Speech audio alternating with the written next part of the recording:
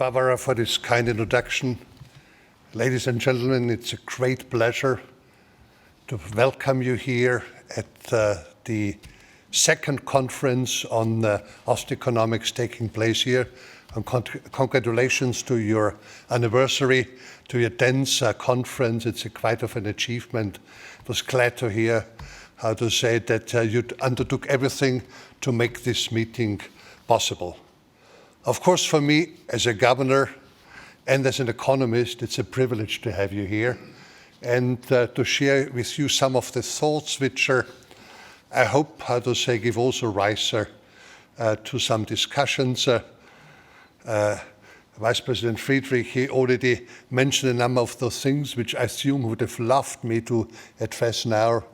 I'm afraid I have to somewhat disappoint you, but on the other hand, I hope I can offer you a few insights which I think are important for the forthcoming months and years in order to readdress and come back to normality in monetary policy. Quite definitely we don't have it.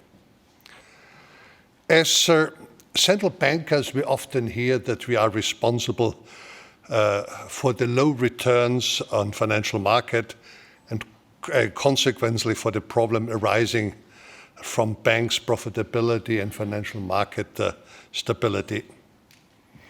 And neither do savers appreciate zero interest rate, as we know. At the same time, there's a crisis like the current COVID crisis where we were expected to support the economy with accommodative monetary policy stance. Well, thanks to this highly expansionary monetary stance in response to COVID, financial markets have provided large quantities of liquidity and hence were able for a quick recovery. This and the massive support through fiscal measures helped the real economy speedily come out of recession, and as a result, deflationary tendencies vanished rapidly. In fact, we currently see quite some significant price changes, and you refer to it, but we remain confident that we should be able to live up to our promises to keep the inflation rate at 2% in medium term.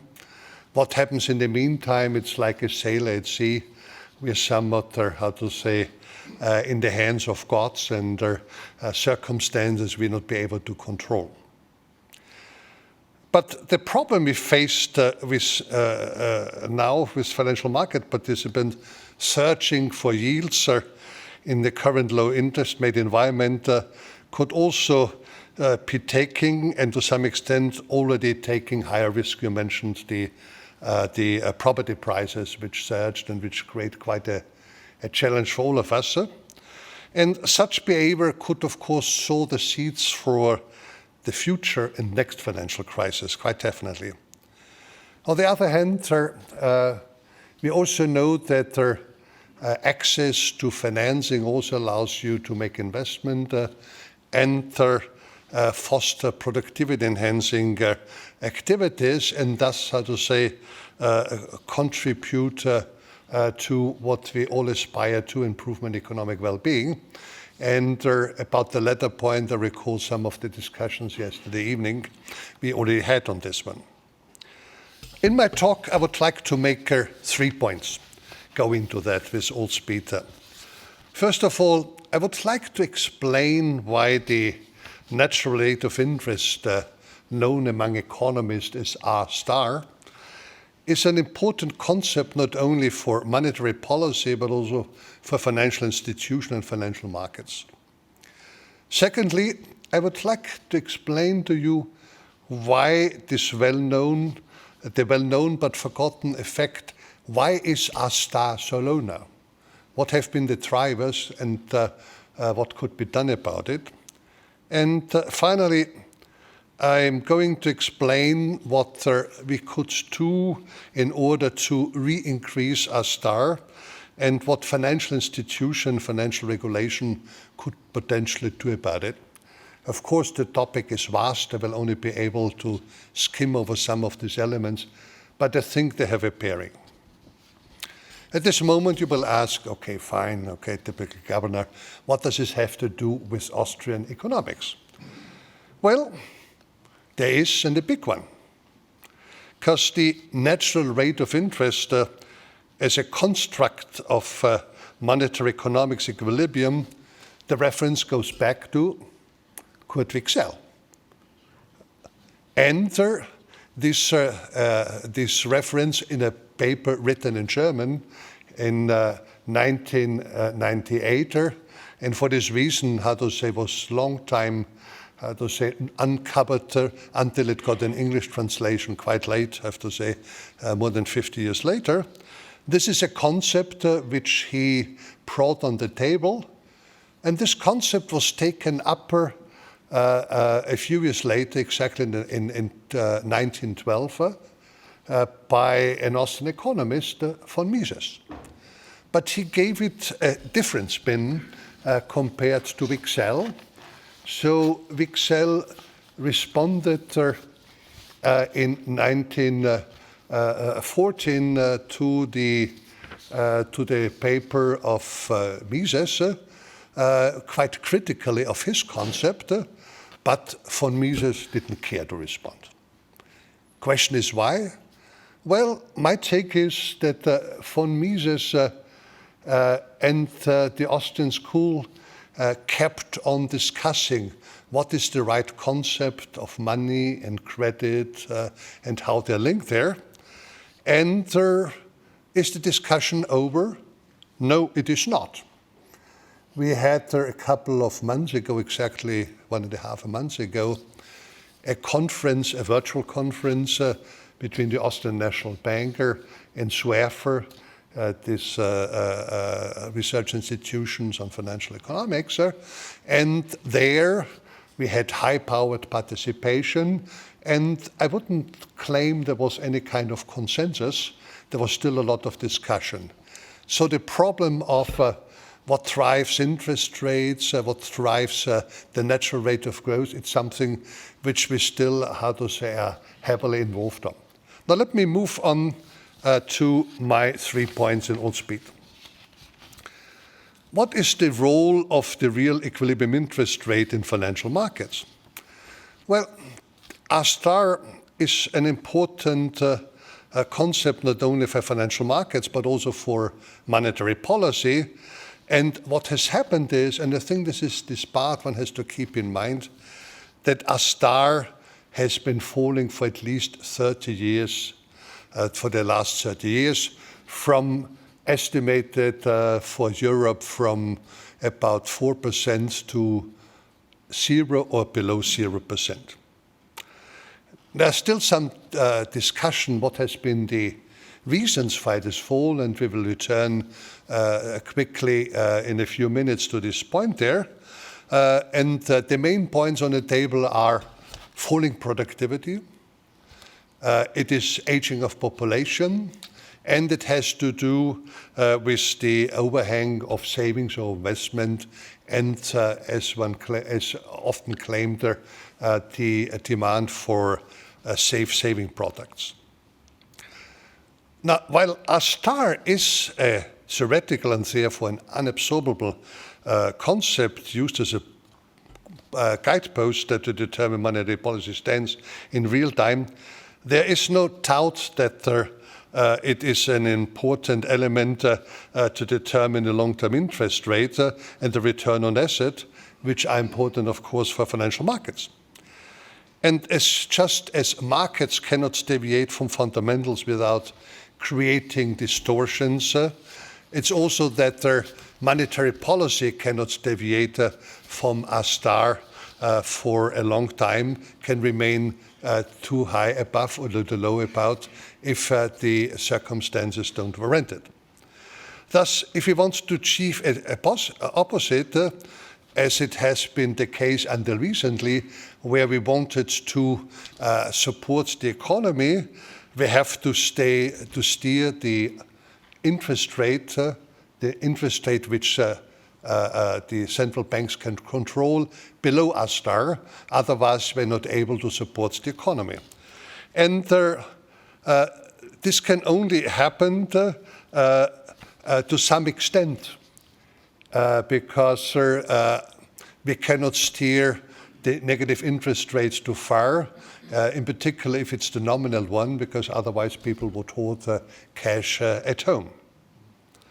For this reason, and this is important to understand, monetary policy had to access to something which is often not yet fully understood. And just this morning or yesterday we heard about the Fed doing something.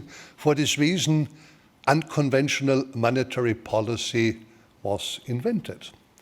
What is unconventional monetary policy? Well, this is the purchase of financial assets from governments and from the private sector. And the discussion now is with what speed can these assets be unrolled and backed. Jay Powell yesterday announced he will roll it back by 15 billion per month more until it will vanish as of the coming months. Of course, buying these assets and increasing liquidity has side effects, and the question of side effects has been a major part of what has happened recently in the recent months at ECB, where we discussed ferociously the problems of side effects and what one can do about it, the high they are, etc. So this is very much on our mind. And for this reason, also monetary policy is walking a tightrope. On the one hand, we want to accommodate the economy. On the other hand, we have to be aware that the side effects, how to say, can be tremendous. And with any medication, it's not only going in one direction, it's also going in the other direction. I know this would be a topic for the full morning. I have to move on to the next part on the reasons why is R star so low. And let me start with the one which is important, albeit we still don't know how important it is. This has to do with the aging of population. Why? Well, with the aging of population, what we have there, these are waves of saving and dissavings decision. Savings decision in the beginning of aging, we start to have increasing number of elderly. What do elderly do? They save for the retirement. If they save for retirement, this is of course a depressing effect on the interest rate. But also what it is, once they retire, then there's also something, it's not an effect and they suddenly start to de-saver. It's also something, how to say, that the saving ratio is decreasing. They should de-save, but they don't do it. Because what we have in reality is that only those who have money don't de-save, and those who don't have money cannot de-save anyhow. So the argument that de-saving is placed is not happening either.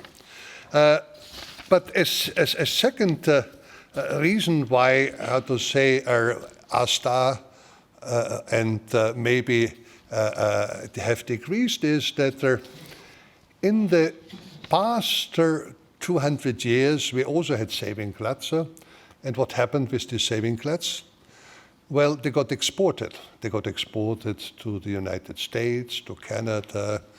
We have Federico here, Latin America, all there in order to support development there.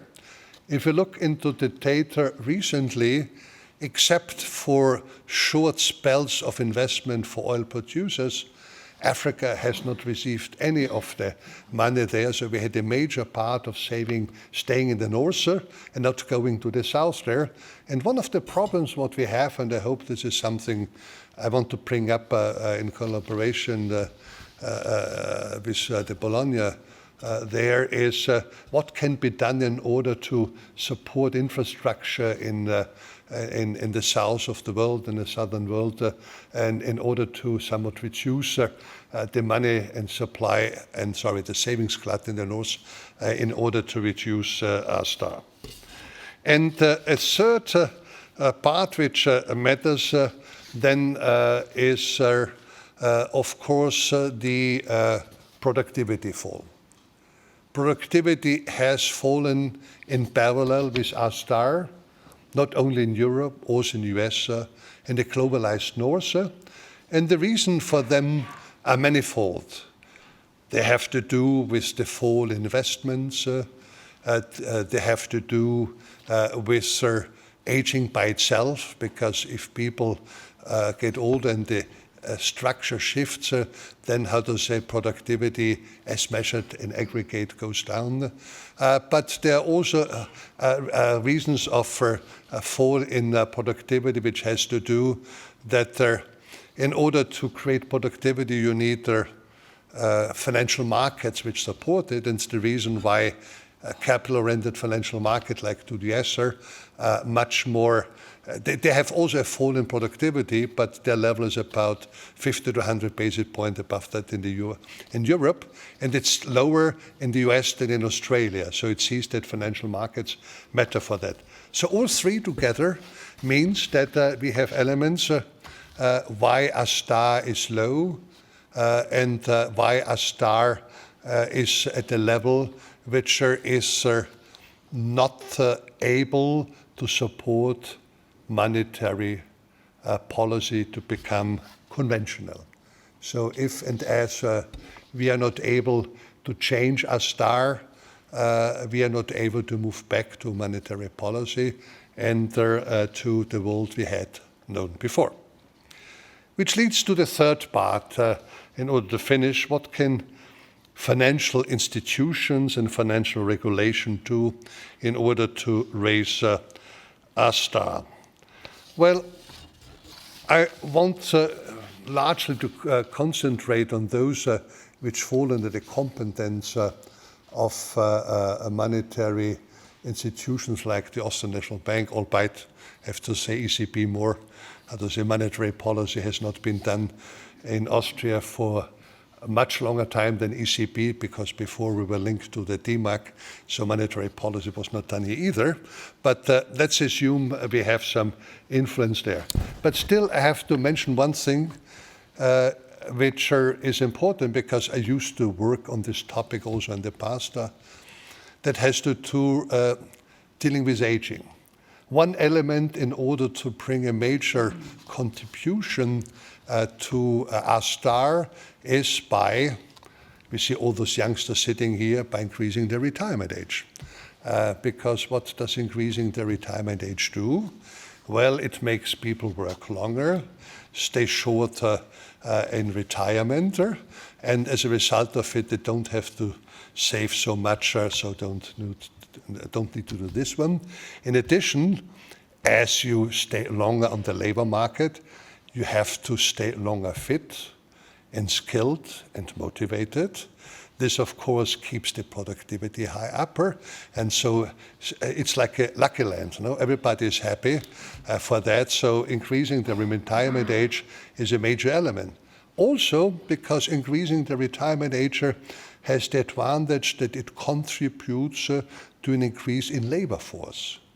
And as we recall, Samuelson, natural rate of interest, that the labor force grows, population grows as an effect. Then if one puts all this together, one comes to an estimate of 50 perhaps to 80 basis point, in the transition perhaps more than 100 basis point in order to increase R star. So this is certainly something what could be done. The second part, of course, is to say is that monetary policy is to make sure, and the financial market institutions, that they work better. This requires also something which is part of the European scene and discussion, is to create a European capital market union, which we don't have, but which requires, in order to be created, that the financial market institutions are there in order to enhance risk-taking, and this requires, coming back to pensions, a reliance on the savers outside a few rich and of the government. So this would be another important contribution taking place there.